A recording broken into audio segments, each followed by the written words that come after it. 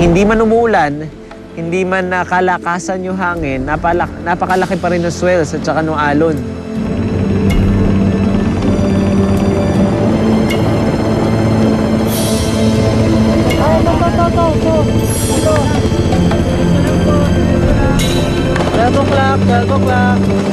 Yun! Nakita naman tayo ng mga dolphins. Ang dami natin nakita eh.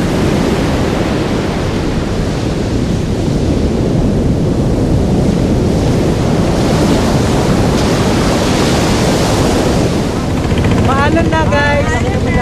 Maalan na masyado dito. And medyo lumalakas na siya uli. Again, babago na naman yung panahon. Ako na yung nag-call din. Sinabi ko na rin sa grupo na bumalik na lang tayo. So ayoko na lang i-risk. It's really hard for us. We're at the mercy of nature. Wala tayong magagawa doon dahil kalikasan yun.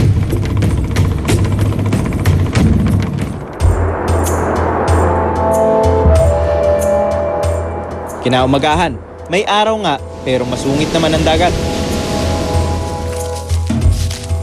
Kaysa naman nakatunganga, pagpasyahan namin na lubusin ang araw. Kaya sumama kami sa paghahanap ni Stan ng wild beehive sa Camiguin Norte. Sa pangunguna ni Stan, maingat naman kami lumapit sa pukyutan. Pero syempre, sa anumang pag-aaral, may mga bagay na talagang di inaasahan. So yung unang hive na pinuntahan natin, so medyo nasa ravine siya yun, medyo para nasa bangin siya. So medyo yung access niya mahirap. Wala ngang tinatapakan ng lupa yung cameraman at saka si Stan. Sa puno na lang sila na tumubo sa gilid ng bangin, nakakapit. Nung nabulabog na, medyo nanlaki yung mata ko. Tapos yung cameraman, si Mong, tinanong kay Stan, is it time to go? You have to go? Yep. Tapos nung sabi ni Stan, yep, time to run. Oh no, they're here.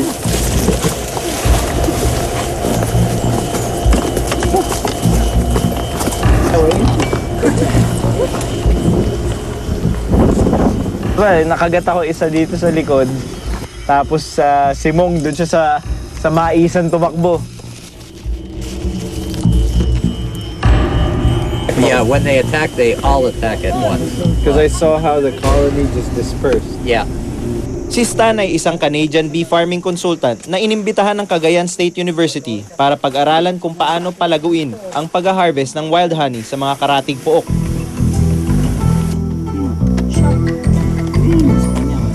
Pangalawang hive, yun naman okay na sana, nakapwesto na lahat. Kaso for some reason siguro, baka naamoy tayo ng bees. Wala naman kasi nakabulabo kasi medyo nakadistansya tayo.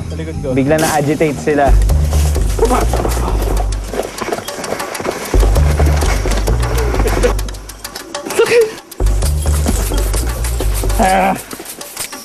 na oh! Huwag ka na bakit lang. Wait for me. I'll take that. Pamahit na ako. Parang siya nag-exercise.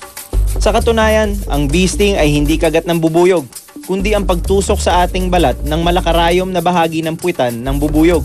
Nagre-release ito ng amoy na nakakaakit pa sa ibang bubuyog para umatake. Where you have lots of this bee and where they are of importance to the people is where the forests are still healthy.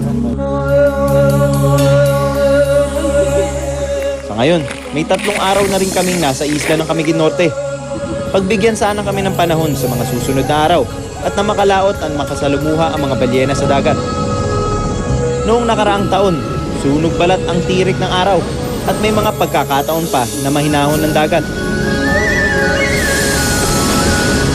Pero ngayon, iba na ang takbo ng panahon.